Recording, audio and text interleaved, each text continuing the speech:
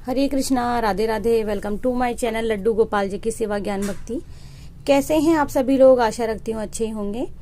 तो ये वीडियो है क्योंकि रिक्वेस्ट आई थी कि दीदी गुरु पूर्णिमा पर अगर कोई गुरु नहीं है हमारा तो पूजा कैसे करें, और अगर गुरु है तो पूजा कैसे करें। तो देखिए, मैं दोनों ही इसी में बता देती हूँ, और ये वीडियो केवल मात्र बताने के लिए है कि गुरु पूर्णिमा पर पूजा कैसे करनी है। तो ये इसमें है गुलाब जामुन, ये देखिए, और ये जामुन है, ये हमारी पूजा की थाली, और ये वो कपड़े हैं जो हम गुरु को भेंट करेंगे। तो जैसे कि जिसके गुरु बने हुए हैं तो गुरु पूर्णिमा पर विशेष पूजा अर्चना होती है, या हम स्थान पर जाते हैं, और नहीं जाते हैं, गुरुजी नहीं हैं, केवल उनकी फोटो है, तो घर में पूजा कैसे कर सकते हैं। तो ये आपको मैं इस वीडियो के माध्यम से बताने जा रही हूँ। या फिर घर पे आप बिल्कुल सरल तरीके से गुरु पूर्णिमा पर पूजा कैसे कर सकते हो। तो देखिए, क्योंकि जब हम जाएंगे गुरु पूर्णिमा पर तो खाली हाथ तो जाएंगे नहीं, तो गुरुजी के लिए मिठाई लेकर के जाएंगे। सॉरी, अवॉइड कीजिएगा, एक्चुअली मैंने सर में मेहंदी लगाई थी तो मेरे हाथों में लग रही है। तो ये देखिए, और नारियल जरूर से लेना चाहिए क्योंकि नारियल जरूर देते हैं। नारियल को भी हम ऐसे नहीं देंगे, कलावा बांध के फिर रखेंगे। तो ये देखिए, ये चंदन ले लिया है क्योंकि गुरु के मस्तक पर चंदन का तिलक लगाया जाता है। अब जैसे कि क्या हुआ बेटा, ठंडा है, कोई बात नहीं, जाओ। तो ये देखिए, अभी हम लोग तैयारी करेंगे। तो पाटे पर ये लाल रंग का कपड़ा बिछा हुआ है, लेकिन हम लोग क्योंकि गुरु की पूजा कर रहे हैं तो हम लोगों को क्या करना है, इस पाटे पर पीले रंग का कपड़ा बिछा देना है। तो सबसे पहले तो कोई भी जब जगह होती है उसे शुद्ध किया जाता है। तो हम लोग कोई भी एक फूल लेंगे और उससे जो जगह है इसको, ये देखिए, इस तरह से शुद्ध कर लेंगे। तो ये देखिए, तो ये जगह शुद्ध हो गई है, और पाटे पर ही पूजा की जाती है, अलग से पूजा होती है।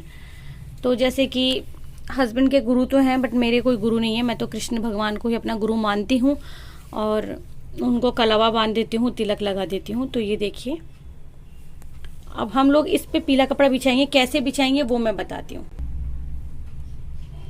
तो ये देखिए, बिछा दिया हमने, और ये हस्बैंड चावल इस तरह से डाल रहे हैं। तो आप भी थोड़े से चावल डाल लें कपड़ा बिछाने से पहले।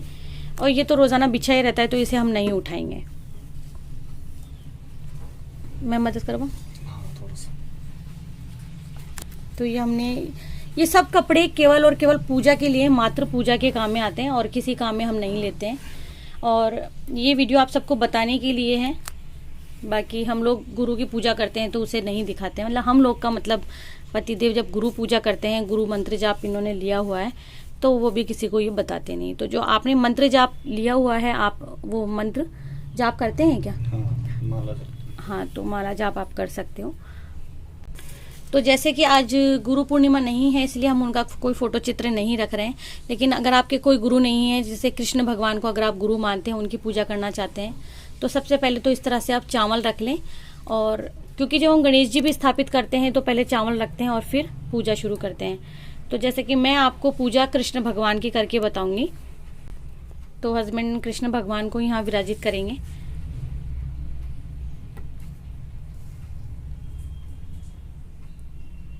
ये देखिए, तो सबसे पहले आप जानते हैं कि गुरु जब आते हैं तो घर में, जैसे या तो कोई भी आता है घर में, या कन्या को बुलाते हैं हम जिमाते हैं, या गुरुदेव घर में जब आएंगे तो सबसे पहले क्या किया जाता है, उनका क्या करते हैं?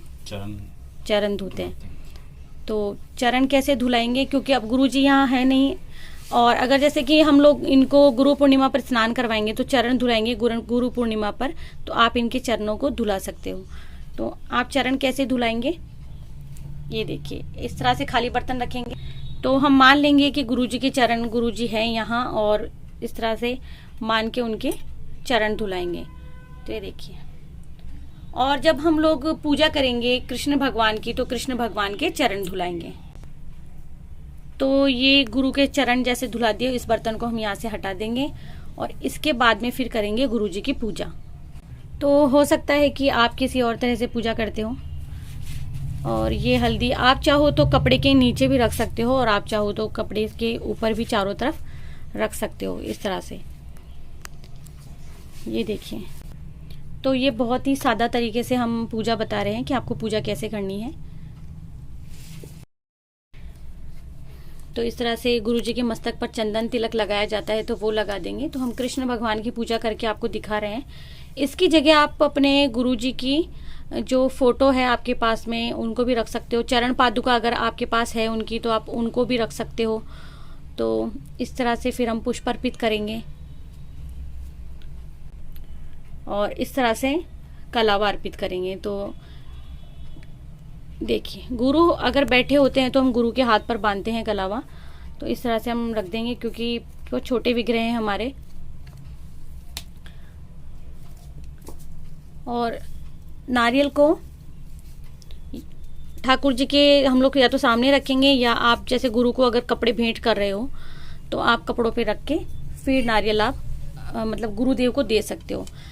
याद रखिए कि कपड़ों के साथ में दक्षिणा अवश्य होनी चाहिए, बिना दक्षिणा के नहीं देते हैं। तो इस तरह से बहुत सिंपल और साधारण पूजा है। देखिए, ये देखिए, और फिर गुरुदेव की आरती उतारते हैं। तो ये दीपक हमने रखा हुआ है, ये हटा दूं क्या?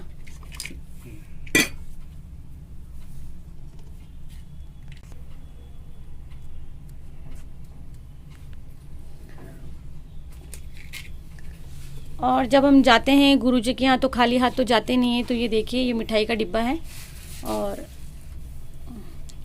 इसमें गुलाब जामुन है। ज़रूरी नहीं है कि आप वही लेकर के जाएं, आप और कुछ भी लेके जा सकते हैं। तो इस तरह से आप गुरु जी की आरती उतारें।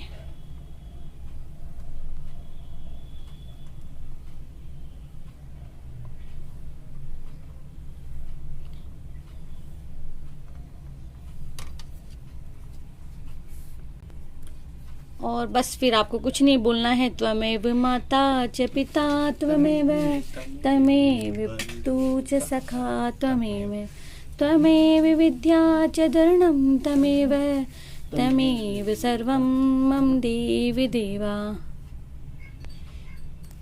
ये देखिए, इस तरह से। तो बस इस तरह से हो गई गुरु जी की पूजा। और ये फल तो आप इस तरह से बिल्कुल सादा तरीके से घर में गुरु जी की पूजा कर सकते हो। और अभी फैन बंद है क्योंकि दीपक प्रज्वलित किया हुआ है, तो दीपक नहीं जला पाएंगे। तो इस तरह से लोटा हटा दूं मैं अब। गुरु जी अगर यहाँ आपके स्थान पे हो आसपास, तो वहाँ जाके आश्रम में करके आते हैं। जैसे कि गुरु जहाँ चौकी लगाते हैं ना अपनी, जहाँ गुरु जी चौकी लगाते हैं, आप वहाँ जाके पूजा करके आ सकते हो। जहाँ वो चौकी लगाते हैं, अगर वो आसन खाली भी है तो आप उसकी भी पूजा हो सकती है ना आराम से। तो तस्वीर सामने उसकी पूजा कर सकते हो। और अपने गुरु की तो सभी के पास में तस्वीर होती है। जैसे कि हमारे नानी सा के गुरु थे, मैं तो अपने नानी सा के पास रहती थी। तो वो प्रत्येक गुरु पूर्णिमा पर तो जब हस्बैंड और नानी सा गुरु जी की पूजा करते थे तो मैं देखती थी उनको। तो बस इस तरह से साधारण रूप से पूजा करते थे वो। और जब भी नानी सा जाते थे तो जो दक्षिणा होती थी और जो ये सब सामान है वो वहाँ ले जाते थे। और अब आप पूछेंगे कि इस मिठाई वगैरह का क्या करना है, तो मिठाई की जगह पैसे नानी सा रख देते थे। और जब जाते थे तो मिठाई लेकर के जाते थे या फल लेकर के जाते थे, और वो वहीं पर जो वहाँ रहने वाले थे वो मिठाई वगैरह सब कुछ वहीं वितरित हो जाती हैं। ऐसा नहीं है, जो सेवक रहते हैं, सेवक जो होते हैं।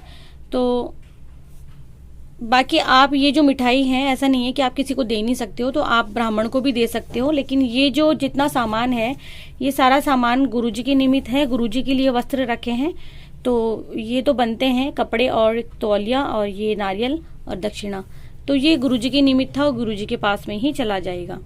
और जो लोग पहली बार गुरुजी की पूजा कर रहे हैं वो भी कुछ इसी तरह से कर सकते हैं। जो नहीं करते हैं वो अगर अपने भगवान को, अपने इष्ट देव को ही अपना गुरु मानते हैं, तो वो भी इस तरह से पूजा कर सकते हैं। तो ये मंत्र जाप रोज करना चाहिए। हाँ, बाकी हस्बैंड यही बता रहे हैं कि जो गुरु ने आपको मंत्र जाप दिया है, मंत्र दिया है, उसका प्रतिदिन यानी कि नित्य जाप करना चाहिए। तो जो गुरु ने आपको मंत्र दिया है वो जाप जरूर से करें। और कहा जाता है कि गुरु मंत्र जो होता है वो किसी को बताया नहीं जाता, और मुझे भी अब तक पता नहीं है कि पतिदेव कौन सा मंत्र जाप करते हैं। मेरी शादी को 12-13 साल हो गए, लेकिन अब तक नहीं पता है। तो जो अपना मंत्र जाप होता है वो किसी को बताना नहीं चाहिए। तो ये साधारण सी पूजा थी, और किस तरह से पूजा की जाती है वो मैंने आपको बता दी है। इसी तरह से होती है। आप चाहो तो इस पर जो पाटा है इस पर आप स्वास्तिक बना सकते हो, या जो आटा होता है उससे आप कोई भी रंगोली बना सकते हो, फिर और विधि विधान से पूजा कर सकते हो। लेकिन जितना हम करते हैं हमने उतना ही बताया, इससे ज़्यादा नहीं। तो ये देखिए, ये हल्दी है जो कि 4 कोनों में। ये क्या होता है, हल्दी जो होती है पवित्रता का सूचक होती है। तो किसी भी शुभ काम में हल्दी का एक अलग ही महत्व होता है, इसीलिए हल्दी यहाँ पे रखी हुई है।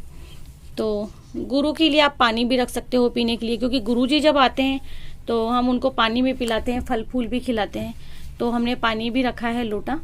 तो ये देखिए, ये साइड में कर दिया था अभी थोड़ी देर के लिए।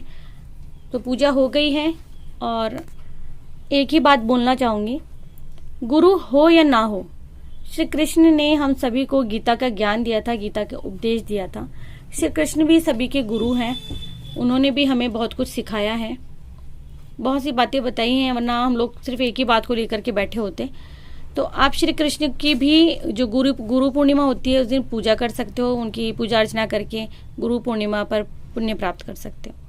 आशा करती हूँ कि इस वीडियो से आपको बहुत हेल्प मिलेगी। और इससे पहले मैंने गुरु पूर्णिमा पर वीडियो बनाया हुआ है जो मैं कम्युनिटी टैब पर पोस्ट कर दूंगी, उससे आपको बहुत हेल्प मिल सकती है। तो मैं मिलती हूँ नेक्स्ट वीडियो में। अगर आपको वीडियो अच्छा लगे और जानकारी अच्छी लगे, चाहते हैं अगर इस वीडियो को शेयर करने से किसी को लाभ मिले, तो बिल्कुल ज़रूर से शेयर कीजिए। मैं मिलती हूँ नेक्स्ट वीडियो में, तब तक के लिए हरे कृष्णा, राधे राधे। ये देखिए।